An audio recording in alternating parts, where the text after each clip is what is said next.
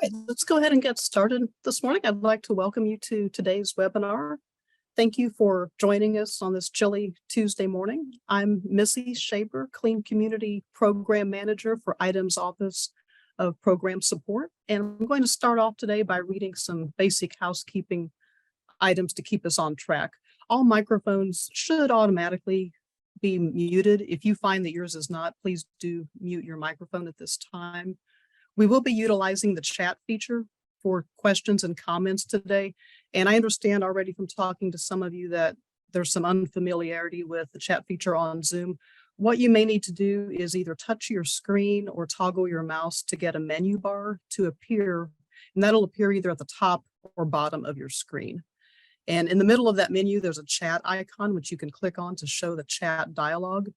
Please utilize the chat feature if you have any questions or comments, and we'll address your questions during the question and answer session at the end, or possibly even during the webinar itself.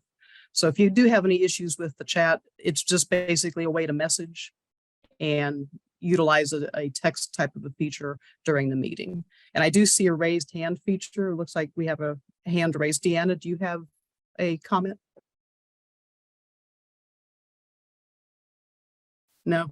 Okay. If any members of the media have joined us, please utilize the chat feature or email media@idem.in.gov. That's media@idem.in.gov. If you have any questions or would like to schedule an interview. This meeting is being recorded and will be posted on IDEM's website. So with that, we'll begin today's Clean Community Program annual meeting and statewide kickoff. I'm so glad that you're here to be a part of the conversation. And leading us off this morning, I'm pleased to introduce to you IDEM Commissioner Brian Rockensus. Brian, if your screen doesn't automatically spotlight as you begin, we'll try to do that for you. All right, thank you, Missy. Good morning, everyone, and thank you all for being here today. I hope everyone had a nice and wonderful Thanksgiving holiday. Survey popped up. This is actually a really nice way to ease back into the work week.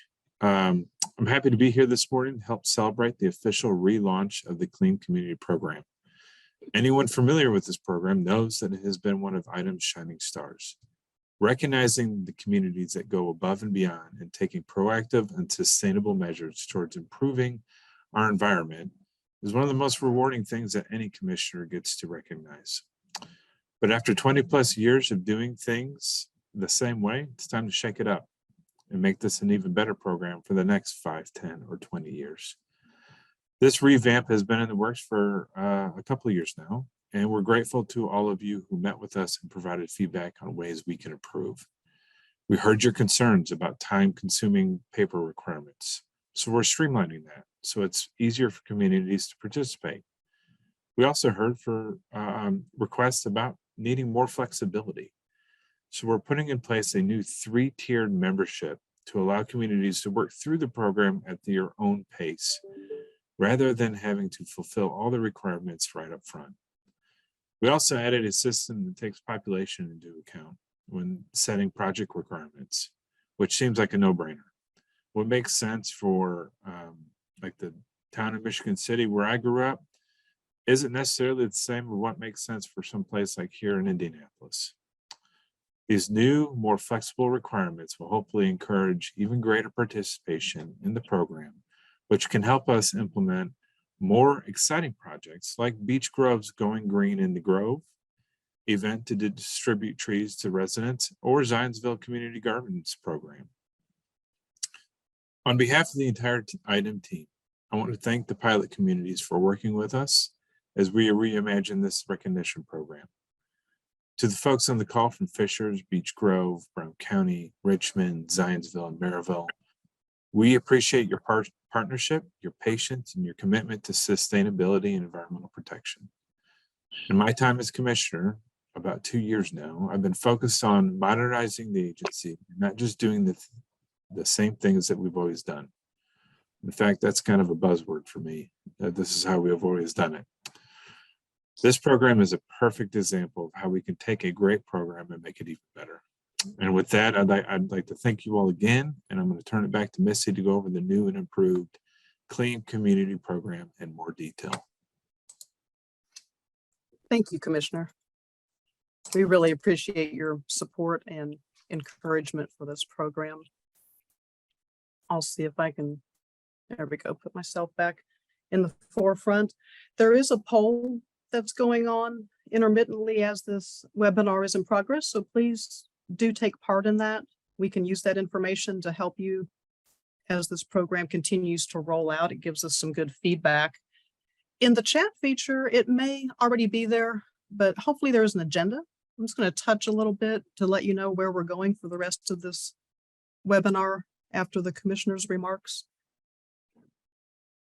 After the PowerPoint that I have for you in a few minutes, we'll have a question and answer session at the very end, and we'll also have some panelists from the pilot communities themselves. So I think that'll be really helpful to you as well, to hear directly from the communities who have been working on the revamp of this program. And to segue into that, I really want to take this opportunity to say thank you to each of the pilots. You've been really patient with what all is involved in a relaunch of a program. You've told me what works, what doesn't work. We've kind of suffered some growing pains together, and you've hung with it through the entire thing. So a big congratulations to you. I really appreciate you telling me what you like and what you don't like, so that going forward, your experience is woven into the fabric of what this program will become in the future. So that's huge, and we are very, very thankful for you. For the communities that have been promoted to silver status, Brown County, Richmond, Zionsville, Fishers, and Beech Grove, they are now silver tier, and that will become more relevant if you're wondering what that is. In the PowerPoint that I have for you in just a few minutes, you'll understand what the tier levels are. And Maryville has earned bronze status, and they are very close to earning silver status in their project eligibility.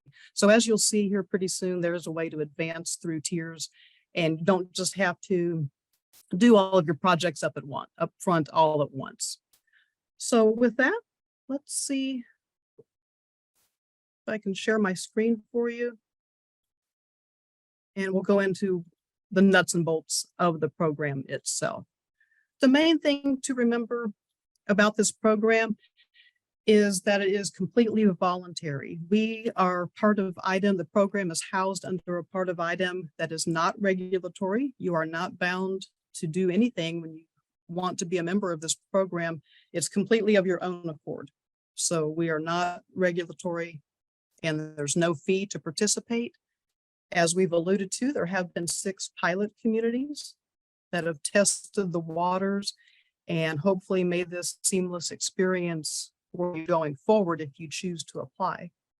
We are, as of today, accepting applications statewide. So instead of just being limited to these 6 pilots, anybody can now apply. And I will qualify that with anybody that is a town, city, or county. You do have to be a municipality to apply.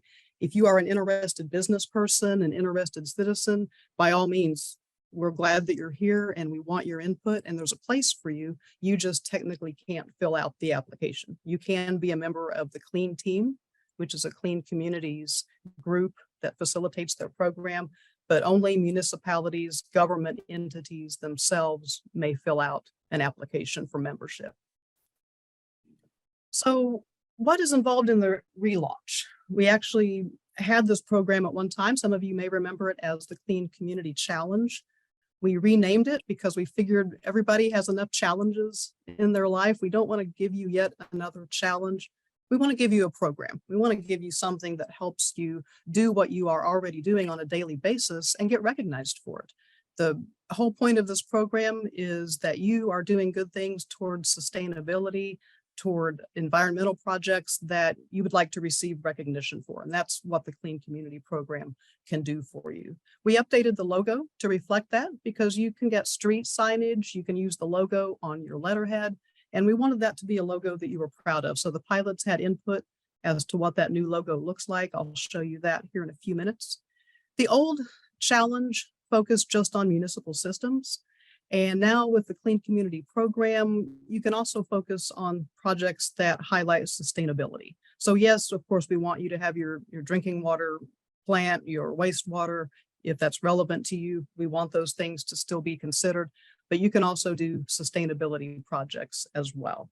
There is an updated project list of pre-approved projects complete with their descriptions. So you're not just scrambling, what do I have to do and what does it entail? That is spelled out for you very clearly, again, with the help of input from the pilots. So that's always available by emailing me as the program manager. You can ask me for not only project names, but also a very thorough description.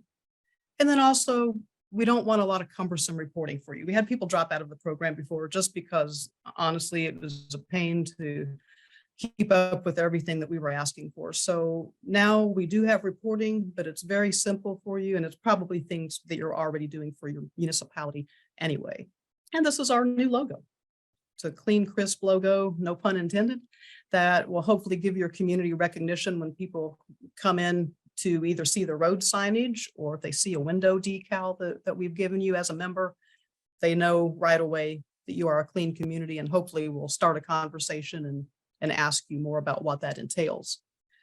There is a 3-tiered membership. Again, so if you're a small community, you might think, wow, I don't have the resources of a large city, so I don't know that my community can participate.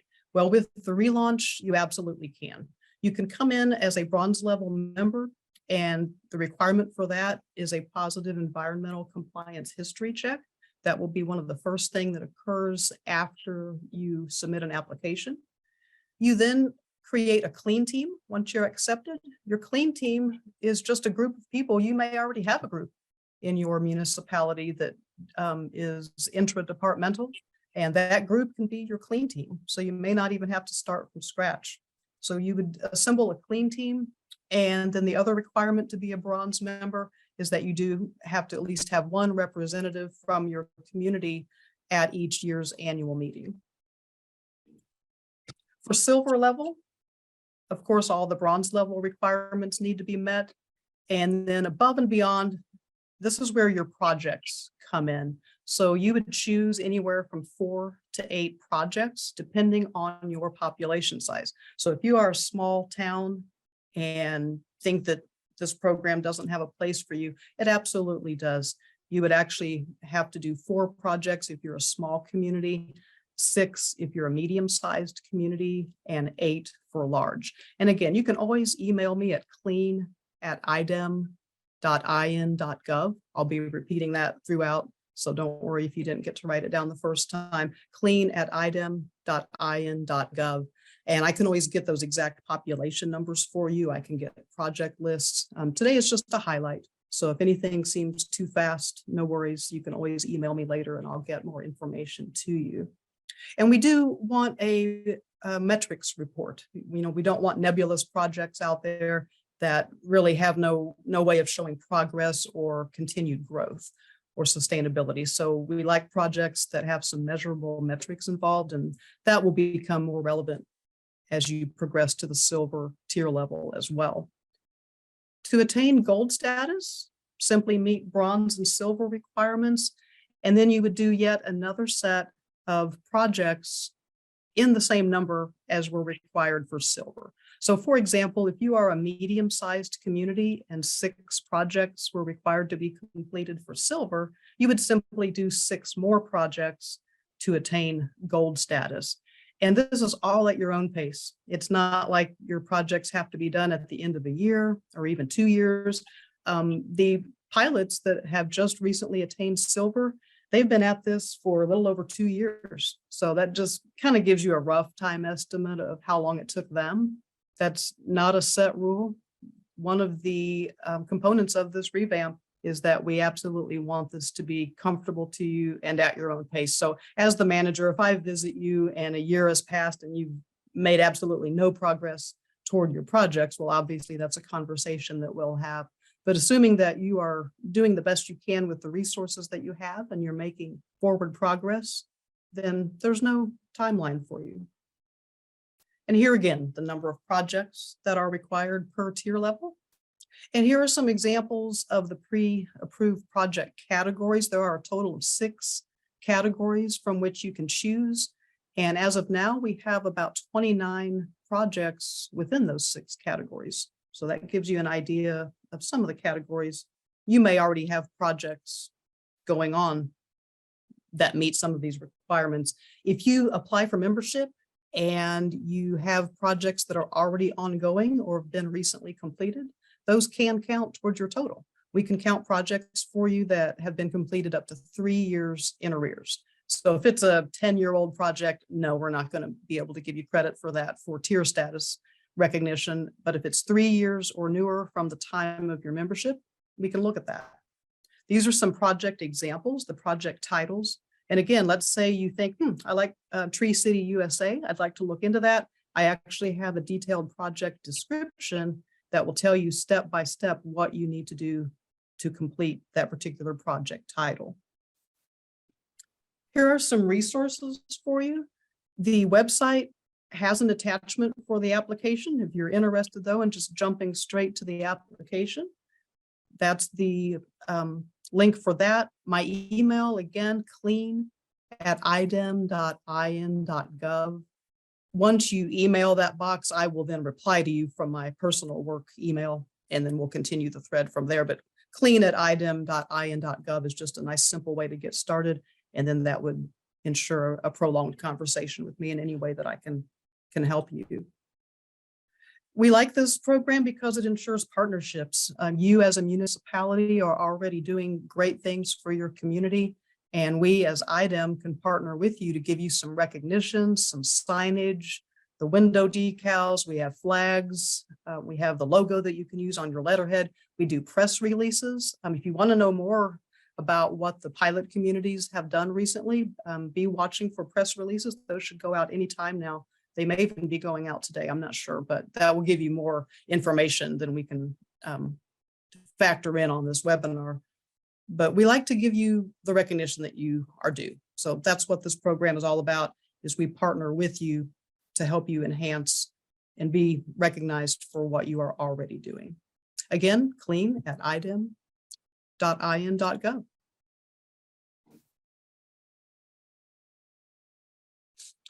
What we can do at this time, I want you to have time to use the chat feature. I'm going to take a little bit of time to see some questions that have come in. If you need to take a restroom break, I want you to be able to have that time without losing any of the material from the webinar. So I do ask that you please do stay logged in, don't log out, but we will take a brief break and you can use that time to chat, do the poll, take a break, and we'll be back in just about 5 minutes.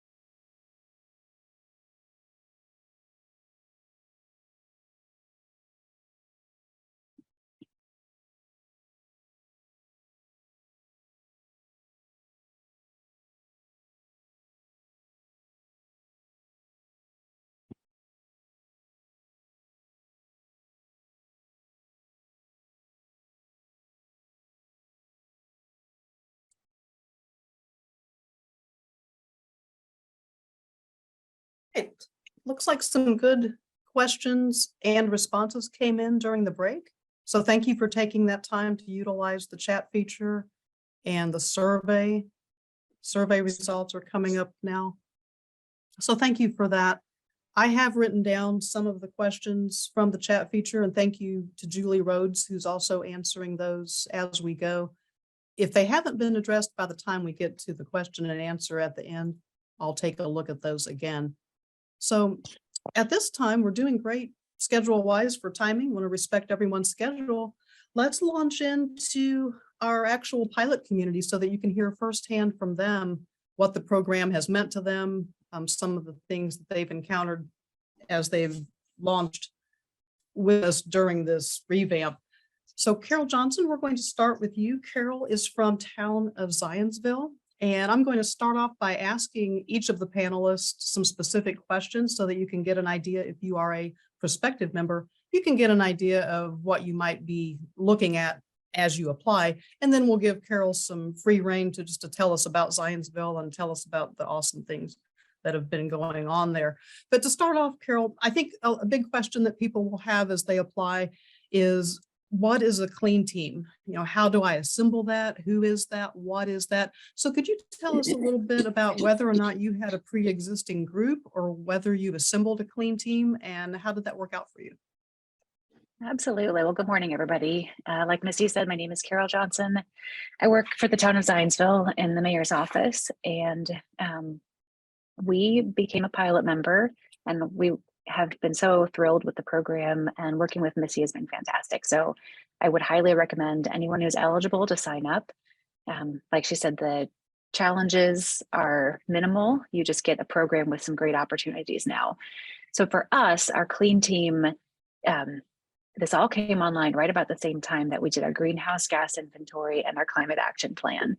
And because we had a steering committee for our climate action plan, we used that as the base for our clean team. And we expanded it a little bit with adding some high school students who had reached out to the mayor's office, wanting to be involved in our community and wanting to help with sustainability and projects that would apply. So we had an existing team, and then we just added a few members, and that helped quite a bit to start with something that was already in place for us. And there's no funding or match required for the program, but did you encounter any obstacles funding wise? Did you have any partners? You mentioned students, you mentioned that. Did you have any other resources or partners to help you along the way? We did have some other partners along the way.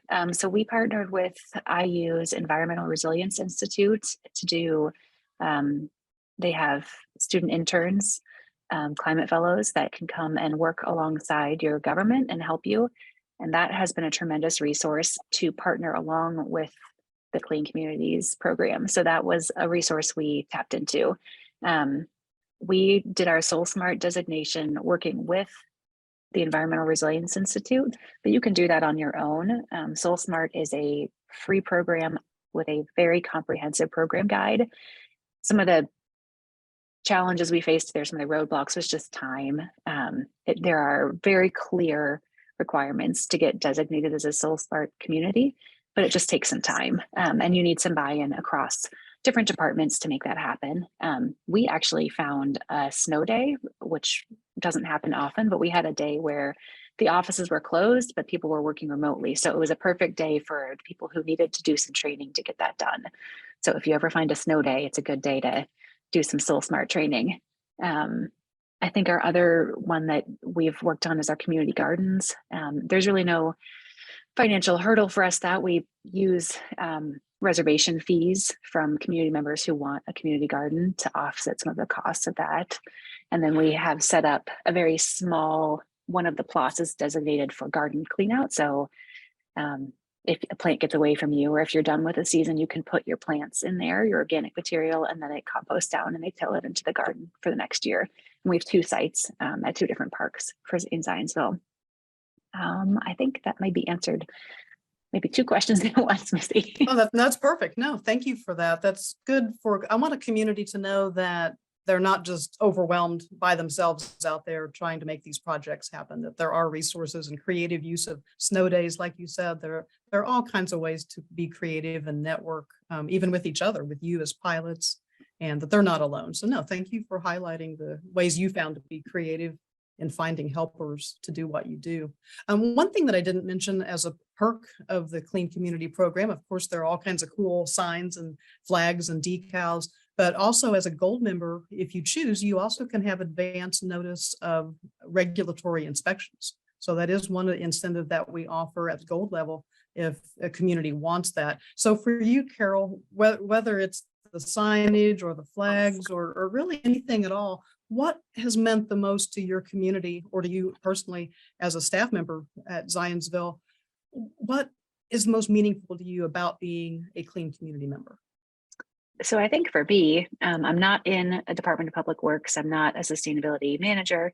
It has given me a community of other municipal governments who are doing the similar work. And we all have various roles, from permitting to technicians, but we're working on a similar project. And that has been tremendously helpful, that network. I don't know if this is something that's happened after the rollout, but there was a few extra incentives for being a clean community when you were applying for grants or for permits. And so it's nice to have that, just one extra thing to help when you're doing those. I think I really enjoyed the conference we had last year. It was fantastic to meet the other pilot sites and to hear their programs. I wrote down pages of notes and brought them back and decided we need to get rolling on some new projects. So one we've started and we just got our permit for is an internal compost collection site. It's on town property. It would just be for brush and limbs, leaf collection. But that was something that kind of got some legs under it after going to the last conference. So I really appreciate the community. Excellent. Yeah, thank you for bringing up the networking. That's my most fun part too, just networking with all of you and learning what you're doing and how we can help each other. And yes, when you apply for grants, absolutely, it's a feather in your cap to be able to list that you are a clean community member. So thank you for bringing that up. Lastly, I'll just open it up to you. You touched on your composting project, which is going to be really nice. I'll just open up the floor to you to anything that you'd like to tell us about either what you've been working on, what you have planned for next year, just anything at all to close that you'd like to tell us about Zionsville. Sure. So this year, before the end of the year, which is not that far away, we will issue a progress report on our climate action plan. In our plan, which was released in the very beginning of 2021, we stated that we would issue a progress report every 3 years. So that time has come. So you can look forward to that coming out. It will talk about strategies we have completed and where we are on the ones we're working on and things that we did that we didn't even anticipate doing. So I'm looking forward to seeing that coming out. I don't think that will count towards any clean communities credit per se, but I think it's important for our constituents and our residents to see that we are working towards goals. And so I'm looking forward to that coming out this year still. And then hopefully next year we can carry on with actually using our compost site once we get operating procedures in place and ready to go. So that's what's coming next for us. Excellent. Thank you so much, Carol, for sharing answers to questions that I'm sure many prospective members have. And you're just an awesome resource to work with and network with. So I really appreciate working with you and thank you for being a panelist with us today. And with that, we will go to Brown County. Brown County is unique in that they are the only county that is currently a member and has been a pilot. So Kathy, I'll ask you the same questions that I asked Carol in the same format. Did you already have a team of people assembled to do things for projects in Brown County, or did you have to go create a clean team? Tell us a little bit about your clean team and how you formed that. Well, we are unique in that we are all volunteers. We are with Keep Brown County Beautiful. And so we had our group of people that are volunteers for Keep Brown County Beautiful. And we had done the Clean Community Challenge years before, and that was done through the soil and water and the solid waste. And so it just seemed like we'd already done some of the work. So we decided that through Keep Brown County Beautiful, we would do this. And so we had some work done. We are, like I said, we're all volunteers. So everything that we did, we had to do with volunteers who are mostly all retired. We have a couple of people that are not retired, but they have jobs. So on our committee. So most of the things that we do, we have to get done with the help of some other people. So we have some teams from Cummins, from Columbus, that have helped us with some of the things that we've done. And we have some unique things that we do in Brown County, because Brown County and Nashville are pretty unique. Some of the things that we have done, we started a dumpster day, and that probably sounds a little unusual, but we have a day every year where we provide dumpsters behind the recycling center, and people in the county can bring trucks full of trash and bring them, and we pay for this stuff to go to, I think most of it goes to the Bloomington landfill, or the Bloomington, Monroe County. I think it goes to Indianapolis to be taken care of, but anyways, it goes to Bloomington.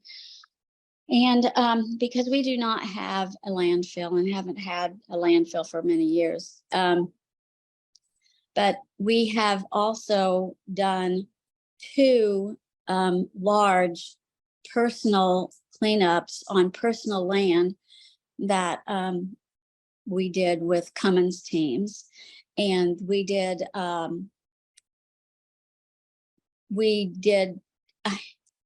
the dumps were so old that some of the tires had started turning green and rotting away. That's how old they were. There was this sense that it was okay to throw things in the hauler. And so these 2 dumps on private land were terrible. And we cleaned those up with Cummins teams. And they were on hillsides that were very, very steep. So it was very hard work to get that done.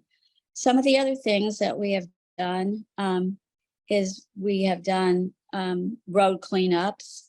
We have done, we've just finished, and most of the help that we get does come from Cummins teams. We've done, we just finished doing a trail at one of the elementary schools around the pond, so that the elementary school kids can use the trail to do outdoor learning. And we have done some invasive control and removed some old growth at the community foundation, and removed a lot of things that were growing there so that they can replant. And it is one of the buildings that you first see when you come in to Nashville and as you leave Nashville. So we've done that with the community foundation. We put recycling bins into the music center. That is something that many, many people come and see. We picked up we did road clean with Duke. We've done community road cleanups many times. We have done, we helped a lady that had, she's had a son that dumped a lot of trash on her. He said he was going to pick it back up and he never came and got it. We helped her with another Cummins team and got all this out of her yard. and helped her get rid of all that because she had no way to get rid of it. We do these things, and we've had the veterans help clean the roads, and then we've had just advertised and said, hey, we're going to clean up roads, come and clean up roads with us, and have the communities come and clean up roads. We are not like the larger cities, and when we do this, we get a lot of people. We have the adopt a roads, and they'll clean up their own roads. When Missy was talking about how any size town can do this, any size town can do this. We're not doing this through any municipalities, really. Although we have the town of Nashville, we have one of the people that work for the town of Nashville on our committee, and she's great. She does a lot, helps us. She's on the Keep Brown County Beautiful committee because she represents the town of Nashville. But we don't have a mayor. We don't have anything like that. We have a town council, and they allowed her to be on the committee so that she can represent Nashville.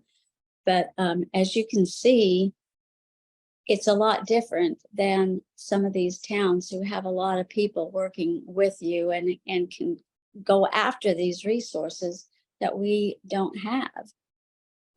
Missy, do you have any questions that might help people understand the differences? No, that's an excellent summary, Kathy. I'm glad you brought up that you are a member as a county. Town of Nashville is not a standalone member per se, but they have representation on your clean team. Right. So I can always help if there's a prospective member out there that is wondering about the ins and outs of how they can apply. A county is a little bit of a different situation, but obviously you can apply, and we do encourage the towns or municipalities within your county to partner with you and help you. The thing that, Kathy, I think we'll close with for you is simply what is most meaningful to you? What perk, what advantage, what's most meaningful to Brown County in being a clean community member? Well, I think people probably just think, when they think about Brown County, how beautiful it is. And, you know, let's go to Brown County because it's beautiful. Let's go see the leaves. Let's go be a part of nature. Well, we're no different than any other place where people throw their trash on the ground. And, you know, it's unfortunate that people have the mindset that, well, if I throw this down, somebody else is going to pick it up. And so somebody else does. And it's unfortunate that we have to go out and pick up after other people. But, you know, early on, we did these road, we go out and go across, we go through the county and check the roads to see how the trash changed from season to season, year to year. We haven't done that since COVID, but there were certain places where the trash was worse than others. Intersections are definitely worse than other places because people stop at the intersection and throw the trash out. And so you find more McDonald's cups and trash at the intersections than you do at other places. So, you know, we are no different than other places. We just happen to have a lot of beautiful trees and we have a lot of beautiful nature, but we aren't any different than any other place in the fact that we have trash. And we also have, from the people that lived here that are still living here, and it's changing, but the people believed here that it was okay to throw your trash out behind your house because back in the day, there wasn't any place to take trash. And today there still isn't. We do not have a landfill and people don't know what to do with their trash. So you can drive through the county and you can see accumulating trash around people's homes. And I suppose that may be true in other places, but it is especially bad here. And by having dumpster day, we have eliminated a lot of trash, and people thank us. Every time we do this, we have so many people thank us, and we get some good donations. We ask for donations so that we can do it again the next year. And this is probably the only place in the state that has a dumpster day. And we fill multiple dumpsters with trash. Mattresses. What do you do with a mattress? What do you do with furniture that you don't know what to do with? I mean, this is something we thought out. We sat down and talked about it and had many discussions before we did this, because we can see what happens to it. It ends up on our roads. And televisions, they end up on our roads. We also have a day that we take electronics, and we'll try to get a grant to pay for televisions, because people don't want to pay $20 to get rid of a television. So we will pay for up to 200 televisions if we can get a grant for it. So these are some of the things that are unique to Brown County, and they may be happening other places. I don't know, but we find lots of TVs and mattresses and furniture on our roads. Thank you, Kathy. And I especially thank you, Kathy, for hanging in. I know your particular clean team has had some loss of members and people that have stepped down from participating in the clean team, and you have taken over the reins just very, very recently.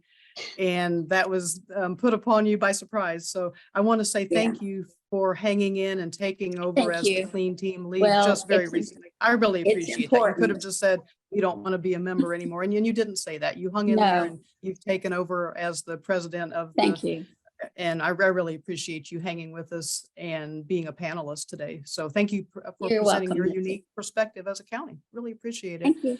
And last but not least, we have Matt Lake with Maryville. Matt is unique in that he is the only stormwater utility that we have heading up a clean team. So Matt, I'll start the questions with you. Did you already have a group that could function as your clean team, or did you have to assemble one from scratch when you first started?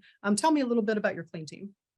You know, when we first started out, we had our environmental resource committee, which is also our tree board, as our clean team. And then we branched off from there. And I get into that. I got a little presentation I could kind of whittle through, and I kind of go over that particular question, in fact, with regards to the makeup of our clean team, because you got to have a good mix of individuals. One, you got to care about the environment, which is important, but you also have to look at who can make change in your community, whether it's through authority or other means. And so that's very important. As a municipality, one of the key tools that we have is regulation, as IDM does as well. And so if I can go through this really quick, we're up in Northwest Indiana. We're a large town, but we're still a town. We're half urban, half ag, and we're very pro-growth economic development, which is important for us because, again, we're also pro-environment. So blending that together, I think makes a healthy community. We'll get our new sign up, but community pride is important to us as well. And so that's one of the things about the Clean Community Program is displaying your community pride, what you've done. When people come through your town, they know that you're proactive. And I think that's important. It's an important image, but it's also important to execute as a community. Our clean team is myself. We got some department heads. We have our town council president. We have consultants we have individuals that own local businesses. We have representatives on our environmental resource committee. But this is just the core group. That doesn't mean that's everybody. There's a lot of individuals that compile a clean team. So it's not just those that you designate, it's those that kind of help you throughout the process and come in and out in different projects. So I include local business members, even developers are great partners. When you're working with them on plan reviews and things like that, that really shapes your community, as well as civic groups. You know, we work closely with groups like the Lions Club for different events, tree plantings and things like that. So I think that's really important. The clean program categories are also, I mean, they're set up. This is a turnkey program. So it's set up for you already with the categories, and they're great categories. So as bronze level, we have to have environmental advocacy, but we're also, I kind of threw some projects as examples for current and future so that they're attainable, that any community can do this. I think that's the main thing, is it's attainable. And so when we look at, like I mentioned, regulatory, we've got different regulatory spaces that we can implement through our tree ordinance and our landscape standards, through our open space ordinance.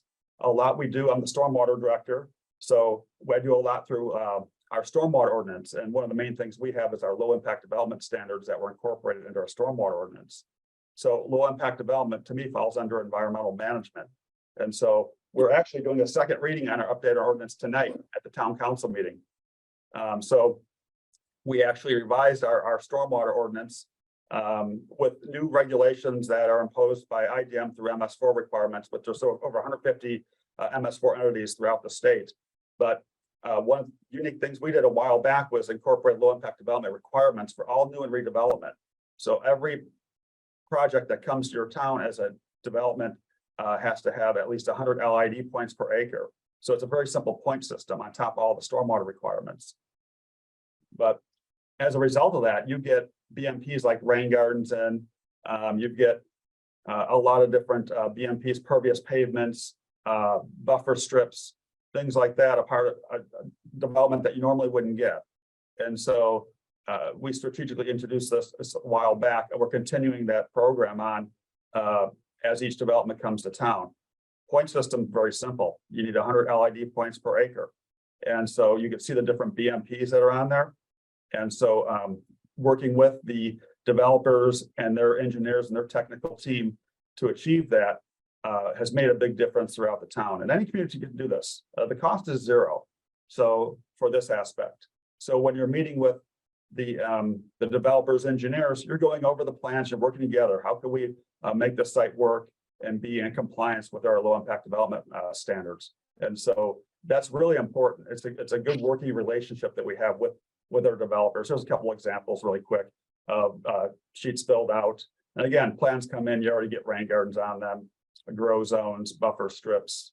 There's a CVS with a rain garden on it.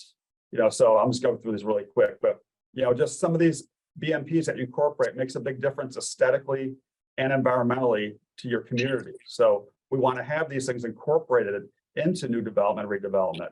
So that's one thing that we've done, I think, successfully, and that's something that any community can do. Pervious pavements like paved drain, these BMPs all add up and make a difference. We're also working on a roadway engineering standards to incorporate low impact development to them as well. So we have more of a green streets approach, and we already do this with our projects. I'll show you quickly a couple of those as you go, but you want to practice what you preach no matter what. We've been very proactive with recycled pipe.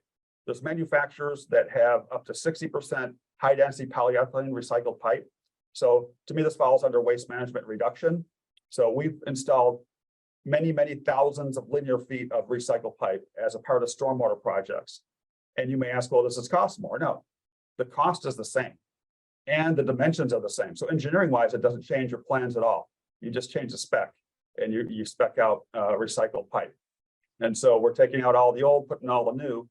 And here's an example from last year. We did Project Marcella Road. It was over 1,500 linear feet of recycled pipe. That equates to about 39,000 discarded water bottles. That's exactly what that is. So again, as you're putting this on the ground, you're also putting it in the ground as infrastructure, not as a landfill. So here's another project that we did on East 69th in Connecticut. This one has about another 39,000 bottles, basically, that equates to. And again, this is part of our green streets. And if you don't know what some of these things are with hybrid swales, a hybrid swale is basically a grass swale, because this area didn't have curb and gutter, where you can do grass swales and put perforated under drains underneath the swale. So you get percolation and infiltration, and you have a little bit engineered soils. So where you have a bit more infiltration. So again, any community can do this. You got over 150 MS4 entities. All of them have, a lot of them have stormwater utilities already developed. So this can be done anywhere. Here's another one, Southmore Park Phase 2. This one's in design. We're going to go out for bid pretty soon on this one. If you look at the linear feet of that, the amount of recycled high density polyethylene pipe that's going to go in, that equates to over 105,000 discarded bottles that are not going into a landfill. They're going to go in the ground as infrastructure. So that's important. So to take something that would have went to landfill, but use it for infrastructure instead. Another thing we're looking at is conservation in terms of the land use and conservation category. We did a regional stormwater retention, but it's also wildlife habitat. So when we, this is the study that we did up north. And so we look at turning what our properties that were platted subdivision and kind of left on tax sale. We're buying these properties up and we're going to create a wetland complex / stormwater retention. This will be in the future. This is a $17 million project. This one costs money. This is not inexpensive, but the result is going to be a lot of flood control and a wildlife habitat. So again, that's important to kind of, walk and chew gum on some of these. Urban forest management implementation. Some of the things we've done with regards to that is our tree canopy assessments. We have a town tree planting plan that we did with the IU group through the Institute. And then we got a couple maybe potential, this could be future stuff for, maybe that the clean program can incorporate. We're big into trees for food. So we got town apple orchard projects that are coming up. We got a U.S. Forest Service grant with the Delta Institute. And then we're going to be putting in 2 apple orchards where people can go and pick apples at town parks for free and then put them in kids' lunches and things like that. So again, we did our canopy assessment with Davie Resource Group and the Urban Infrastructure Resilience Cohort. And so we got some good metrics on that about how dense our canopy is and where we need to work on that. We had an intern through the same group do a planting plan for us. So we finished that up and you can see some of the key concepts that incorporated. We did a tree planting project in partnership with NERC. They had the community tree program. We installed 30 trees at a park for buffering and aesthetics. It's maintained by the park department staff. And that was a good little project. Again, hitting some of these grants here and there and partnering with your local agencies, always good. We have a good regional planning group up here. So that worked out pretty well for us. This is the town orchards I was telling you about. Davie Resource laid it out. We got a U.S. Forest Service grant in partnership with the Delta Institute. And so Rosenbaum Park, we're going to plant 176 apple trees there as an apple orchard. And at Prusen Park, 103 apple trees. So you can see the different species. We got Gala, Honeycrisp, which are really great. But again, this is kind of our trees for food concept. We want to take some of these parklands and some of these open spaces and plant trees that provide food for, hungry, underserved, whatever it may be, for school lunches, for the food bank. So I think that's important that we can utilize these open spaces for other means. We have a tree ordinance. Again, I mentioned our Environmental Resource Committee, very active. We got landscape standards. Our ERC, our tree board, we review all the landscape plans in town. We got a checklist that we go over, and then we make a recommendation to the Plan Commission. So the plans come in, we review them, change them up. And again, it makes a big difference in your town. Now you're making sure that quality trees go in the right places, the right species and all that. So you don't get the cheapest trees available, the ones that fall apart like Bradford pears or low quality silver maples or things like that. So it's important what goes in there. We got a lot of public outreach. We're a tree city, have been for many years. There's a Lions Club, in fact, they were planting some trees for us. And again, getting in touch with your civic groups it's great. Climate Action Plan. We actually did our greenhouse gas inventory. And so that was important data that we used. And then we're formulating the Climate Action Plan. We started out working with IU. Now we're utilizing our consultants. Every city in town have a lot of consultants that you already partner with. They know your town inside and out. And so our engineering consultants are great. We got 6 different ones we work with. So I work with Commonwealth now. We're going to massage this plan and revise it to where we want feasibility and implementation. Otherwise, if it's pie in the sky stuff, you're not going to be able to implement it. Open space is important too. Simple thing in ordinance, open space ordinance, which we have, can save a lot of land from being developed in the wrong way. You want to incorporate open space into new development so that for ours, it's at least 10% of the gross land area has to be for open space. And that's determined by the Parks Director and our Plan Commission. And so at least 10% of the gross land area for open space, that's pretty significant when you're talking about parks or just, it doesn't have to be playground type park. It can be passive parks, things like that, forest reserves, you know, more of a naturalized setting so that you can incorporate these into new development. Wetland habitat creation. This to me falls under like what land use conservation category. And so we all know about, a lot of us know about the wetlands laws that have changed. So Senate Rollback 389, class 1 of wetlands had a reduction in overall protections. So that's important to know because a lot of those habitats, usually class 1 and class 2 are lower quality, but they are the majority of wetlands in Indiana. So how do you protect, you know, your species or habitats from being destroyed? And that's an important aspect. You can't go against state laws, but you can enact some things to help awareness levels and things like that. So one of the things that is making sure when new development comes in that there is a good wetland delineation done, that they've done the background on threatened and endangered species, and that they follow the rules and regulations. And so your watchdogs out there as community. So wetlands provide a lot of benefits, but we incorporate this into our stormwater ordinance. So essentially, you know, again, and we have some encouragement within our stormwater ordinance. Let's say you want to enhance a wetland, we'll give you LID points towards your requirement for wetland enhancement. It's actually a BMP on the list. And so again, we've created wetland detention habitats. This is one that we just did.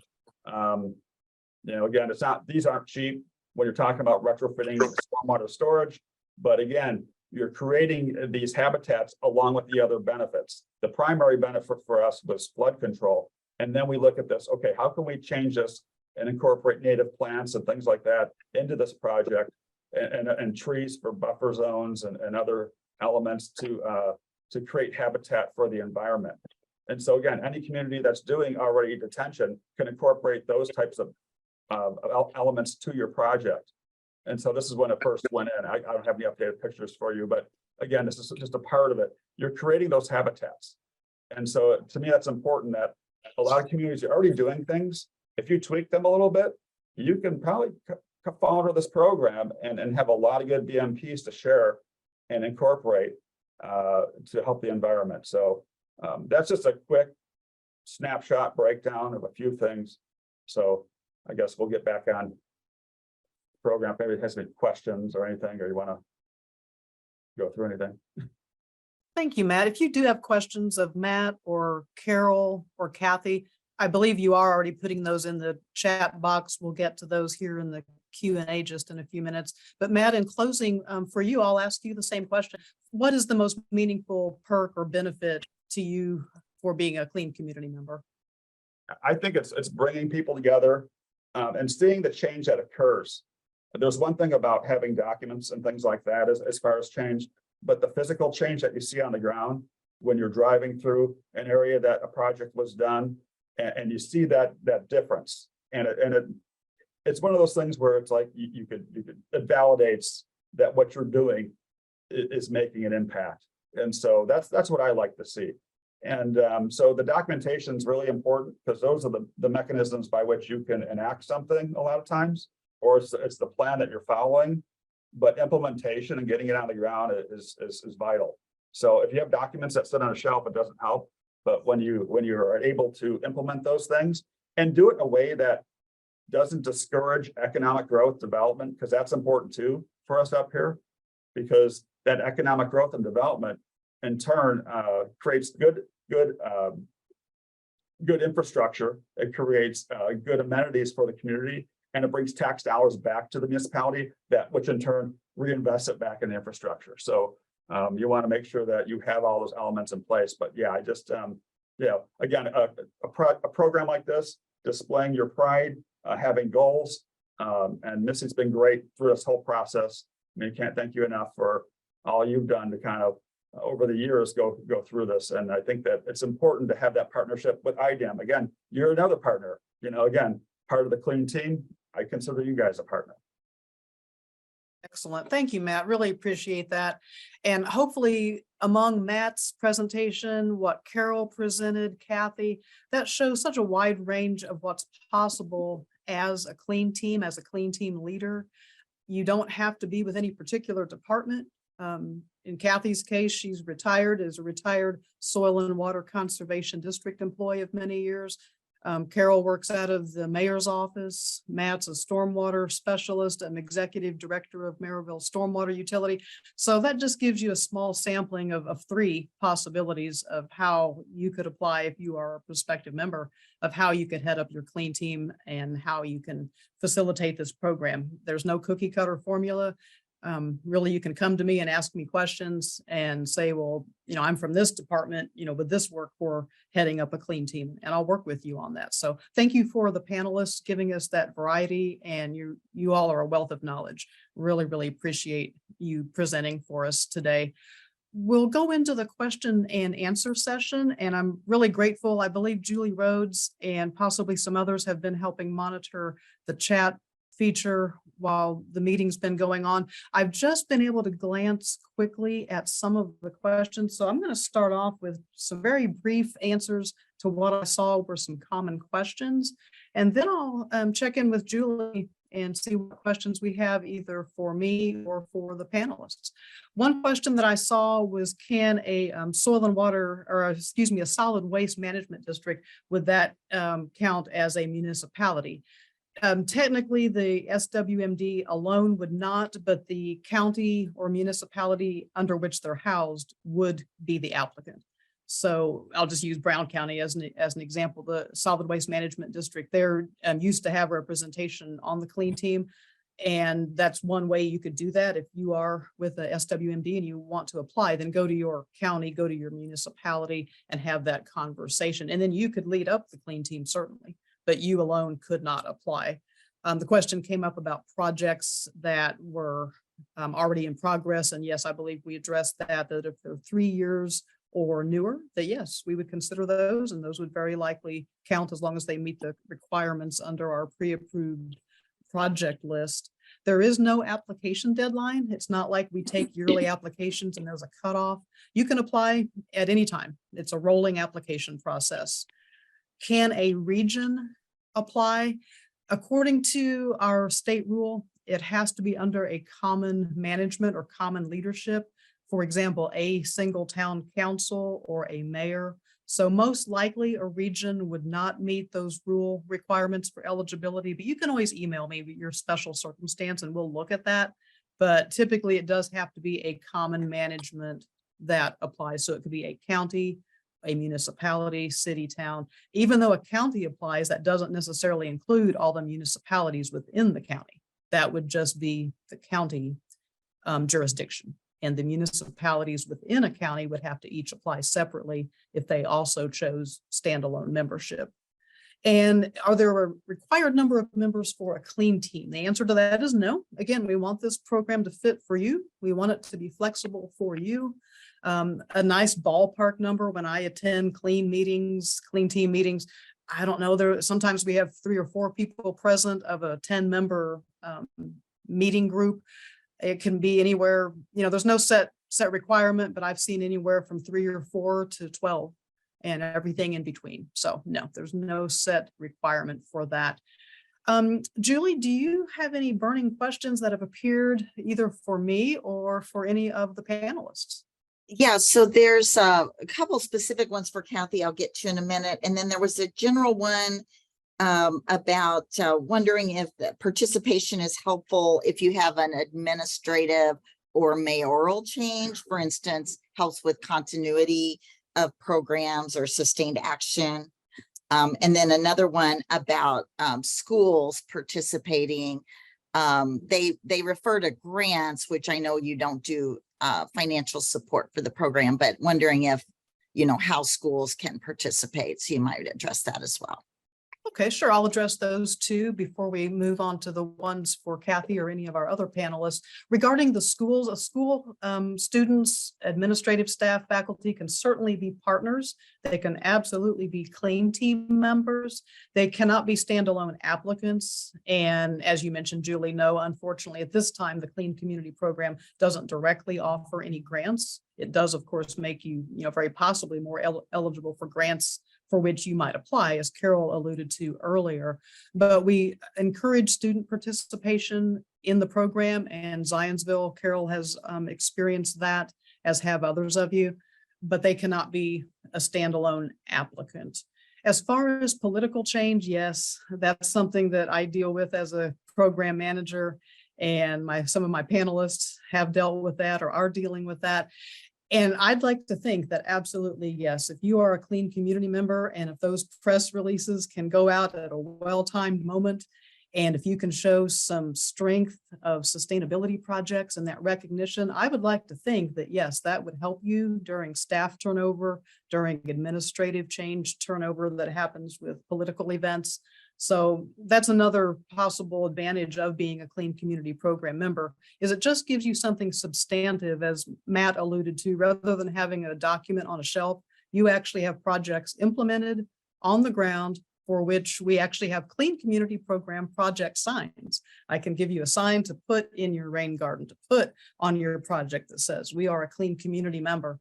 And that absolutely can do nothing but help you during those times of the sometimes scary political changes, when you're just hoping to hold on to your job and hoping that your position doesn't change. It's a feather in your cap to show what you've done. So yes, I would like to think that that speaks well to that. Are there any other questions for me generally, or do we want to go into questions for our panelists? Hey, Missy, if I can Yes. hop in real quick. Sure. Carl Woodrich with IDEM. There was a question in the chat and you kind of answered it, but I thought it might be a good question for you to ask each of our three panelist communities, is sort of the composition of each of their teams, their clean teams, to kind of see the variety there. Sure. Let's just briefly, if you would, among the three panelists, we'll start back with Carol at the top. Can you give us just a brief rundown of which department? Doesn't have to be personal names necessarily, but can you kind of tell us who is on your clean team? Sure, absolutely. We have Department of Public Works, obviously the mayor's office, Community and Economic Development, which is our planning side. And then we also have students, as I mentioned earlier, from the high school. They have a club in the high school, and so they had some students who were already working on this and wanted to be a part of the town's work as well.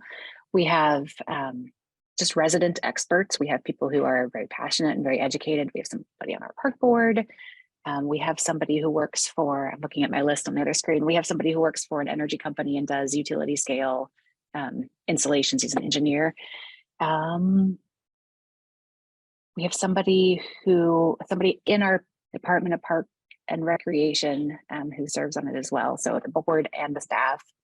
We have another board, which is our tree board. It has a fancy name, but we have somebody on our tree board who is also on our clean team and our Climate Action Plan Sustainability Commission. Excellent. That's a lot of good variety. Thank you for that, Carol. Kathy, if you would like to kind of give us a summary of the clean team, which I know is Keep Brown County Beautiful. And you can include, I know you're losing some members. I mean, just to give us that representation, you can still include those who was on the clean team originally, and basically, again, not names necessarily, but what programs or what departments did they represent? We might have lost Kathy. I don't see her on my list of people. Let me see. I can answer that for Kathy in her absence. I happen to live close to Brown County, so I attend their clean meetings possibly more regularly than some of the others that I'm able to attend. But recently their clean team was headed up by the Solid Waste Management District Director. And he's still with the SWMD, but he's no longer able to be a part of the Keep Brown County Beautiful. So that was their point person, was a solid waste management district county employee. They also have retired soil and water conservation district employee, which is Kathy, who's recently taken over.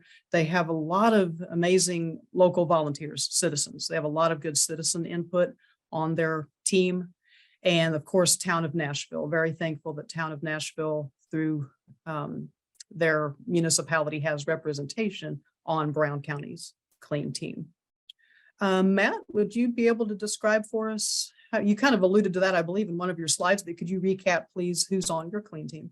Yeah, it's myself starting off. And you're going to find a lot of communities, your stormwater directors, have a lot of local environmental responsibility. So they could be your primary points of contact for a lot of these communities because there's already a lot of requirements they have to fulfill with regards to standards for EPA and IDM. Our street department director, our parks department director, our town council president, again, alluding to the fact that you want and all of our councils supportive. So we just put one on it, but we got full support of our council, which is very important because you want to be proactive, but you also want to have that political support if you need to change your ordinance or tweak something. It's very important. Our consultants, so we got Robinson Engineering, Representative Robinson Engineering, and Christopher Burke Engineering. South County Landscaping, the owner, so local business owner, landscape company, and the chair of our Environmental Resource Committee, which is also our tree board.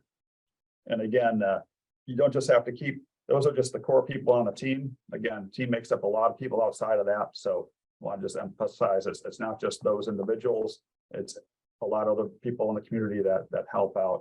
We're also updating our master plan, which is really exciting for us. We haven't done that in a long time. So the townwide comprehensive master plan is being updated, where you got a consultant, RDG, that's doing that.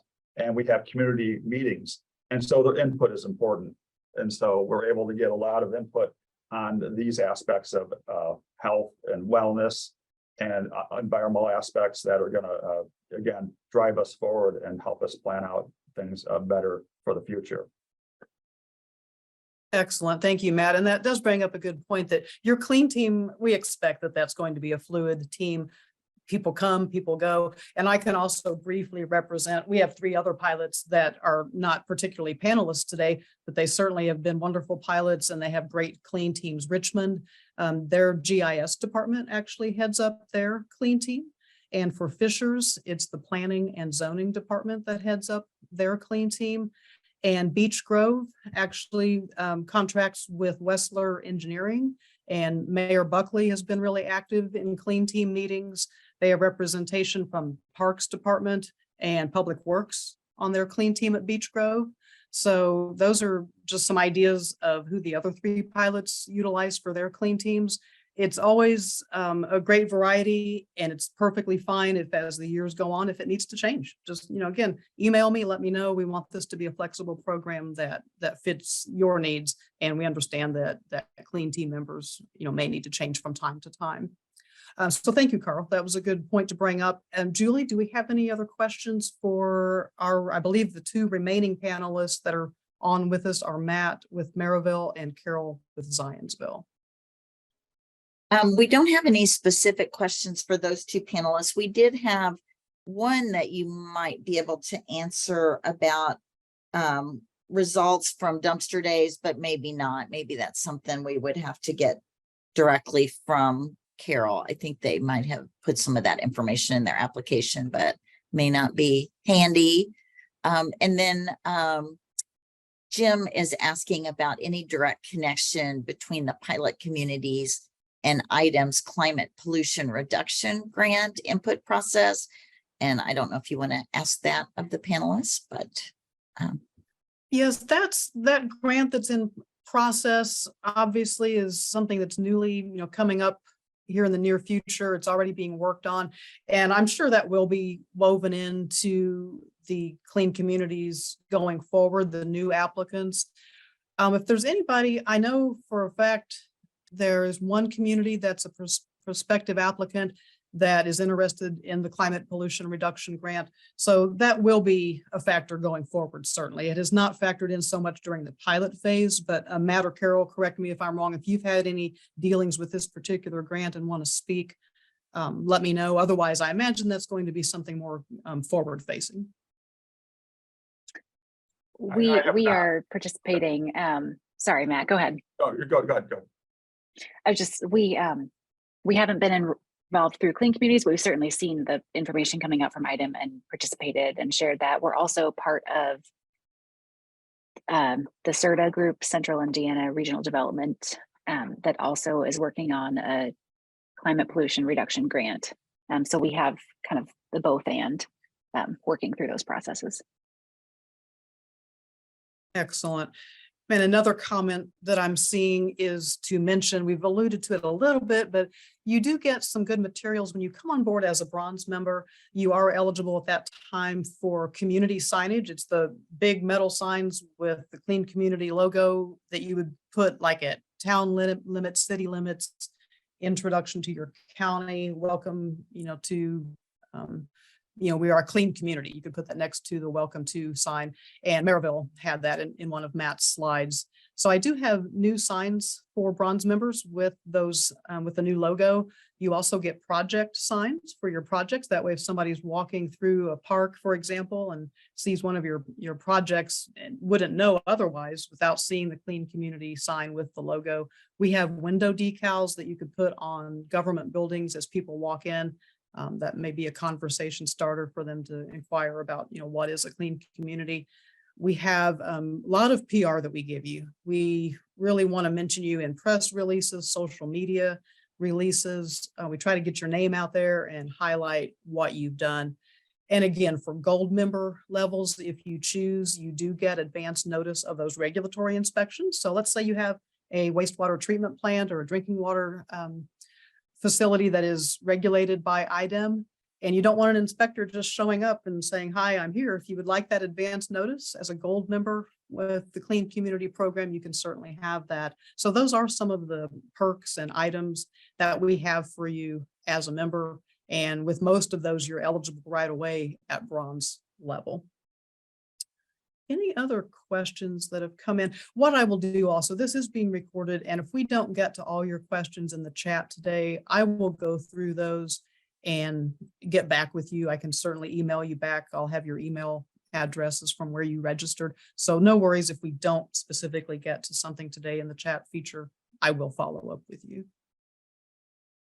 I'm looking right now at the poll results, and a lot of you are saying information gathering only at this stage, and that's absolutely understandable, again, because some of you may need to go back to your town council, your county commissioners, your mayor, and say, hey, I'd like to apply for this program. So that's a process, and as your information gathering, in addition to this webinar today, you can always reach out to me. You can reach out to the pilots. They are mentors. That's part of their role as being a pilot community, so feel free to reach out to them as well. And see, Matt, looks like Matt, you have your hand up. Do you have something to add? I just wanted to add that we have ordinances and information on our webpage. So if you go to Town of Maryville website, it's not proprietary. Feel free to ask questions if you want to incorporate something similar.